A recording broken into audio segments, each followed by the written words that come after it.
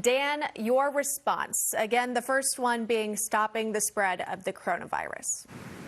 I think what we're going to see is a shift as time goes on. And the reason I say that is because I think the expectation will be that coronavirus cases will level off and start to reduce, particularly as we get into the warmer months.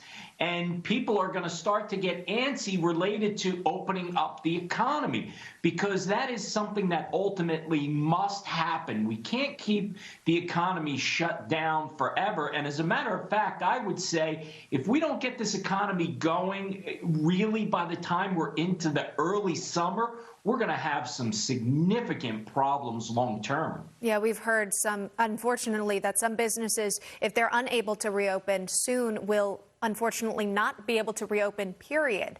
So discuss this with me, David, here. Today we're seeing certain states deciding to reopen slowly. Is this kind of playing a potential roadmap for what the rest of the country could look like here? Sure. Welcome from Atlanta, Georgia. And we are starting to see few businesses have the opportunity to open. As I talk to clients and businesses, what we're seeing is a lot of individuals saying, that's great, I like to see it, but I'm not going to be the first person in the shop. I'm not going to be the first person to go to the restaurant. So I think you have to crawl before you walk and walk before you run. I think first, allowing us to open is great. Second, let's open safely, create parameters to do that. Third, we'll have the initial wave of people. And then fourth, finally, it'll build confidence within the consumer to go back out in public. Yeah, David, it's interesting. You're in Atlanta, so you're right in the heart of where we're about to see these businesses start to open up.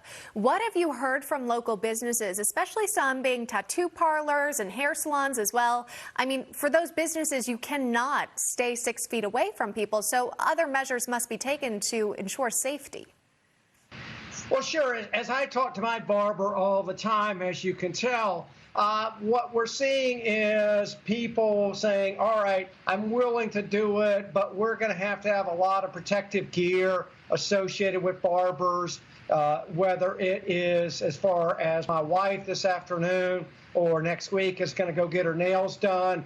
What you're seeing is a lot of the businesses putting up more protective barriers between the customer and the actual person providing the service. You're also seeing, obviously, a lot of masks being worn in these businesses.